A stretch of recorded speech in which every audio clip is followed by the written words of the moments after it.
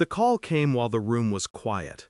My sister's voice, low, hesitant, the kind of tone nurses use when death is in the hallway. Your wife just walked into the ultrasound room with a man. I froze.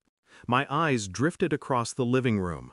She was there, on our couch, legs folded, watching television like nothing in the world was wrong. The phone burned against my ear, my pulse hammered. For a second I thought it was a mistake, a cruel mix-up, a slip of identity. But my sister never slipped, and my wife didn't look up, didn't sense the storm gathering across the room. I turned back to the phone, silent, heart breaking against the walls of my chest. And then, everything slowed. The first fracture of truth. I knew betrayal existed. I'd seen it in war zones, boardrooms, families. But I never expected it to sit 5 feet away, wrapped in a blanket, smiling at a screen. She was pregnant, or claimed to be. We'd argued about timing, about money, about how ready we were. She'd insisted, sworn the child was mine. Now my sister's words scraped against my ribs. Ultrasound, with a man. It wasn't denial that struck me first. It was calculation. If this was true, then everything, her smiles, her touches, her whispered promises, was theater, and I had been the audience. I couldn't ask her, not yet. Asking would be too easy, too weak. I needed proof, evidence, something undeniable, because when betrayal is revealed, the betrayer always clings to lies. I wouldn't give her that chance. The next weeks, I became 2 people. The husband who laughed, who cooked dinner, who kissed her forehead, and the ghost who followed shadows. I checked phone records, deleted texts resurrected under forensic light, bank statements with quiet withdrawals, times that didn't align. A name appeared more than once, the man from the hospital. His calls tucked into the margins of her days. I drove past his office, watched him leave with her car parked 2 blocks away.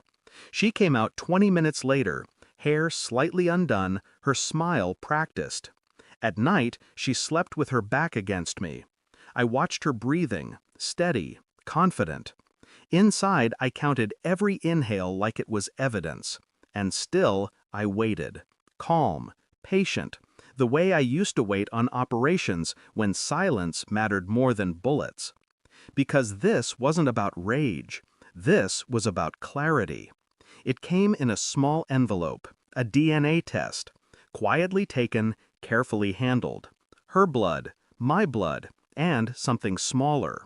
When the results arrived, I sat at the kitchen table. No trembling, no denial left. The child wasn't mine. The numbers screamed it, cold, mathematical. Betrayal reduced to percentages. That night, she came home humming, shopping bags in her hands. She spoke about curtains, about baby names. I listened, I nodded. When she paused, I slid the envelope across the table. She laughed at first, nervous. Then she read, and her face drained like water down a sink. She opened her mouth. I watched lies gather on her tongue. I didn't speak. Silence is the sharpest knife. I leaned forward, my voice low, steady.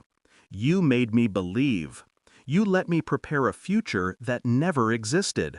She shook her head, muttering, reaching for excuses that crumbled as fast as she spoke them. I didn't shout. I didn't break. I only placed my wedding ring on the table beside the envelope. I already know his name, I whispered.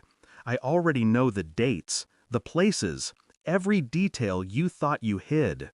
Her hands trembled, her lips cracked open, but she couldn't meet my eyes. That was enough. I stood, calm, deliberate, my footsteps echoing like verdicts. She had lost everything before she could even ask for mercy. I walked outside into the night. The air was cold, clean, honest. For the first time in weeks, my chest didn't burn. It felt hollow, yes, but hollow is better than poisoned. Betrayal isn't fire. It doesn't scorch. It corrodes, slowly, silently, until nothing of you is left. But I had stepped away before it could finish. She would live with her lies, with the silence I left behind, with the truth staring at her from that envelope every time she tried to sleep. I didn't need revenge. The truth was the revenge, and the truth never lets go. I slipped the ring into my pocket, heavy with finality. I wasn't her husband anymore. I was the ghost she created. And ghosts don't come back. Thanks for watching. Don't forget to like, share, and comment. Subscribe now to Cheating Stories Insight World for more amazing stories.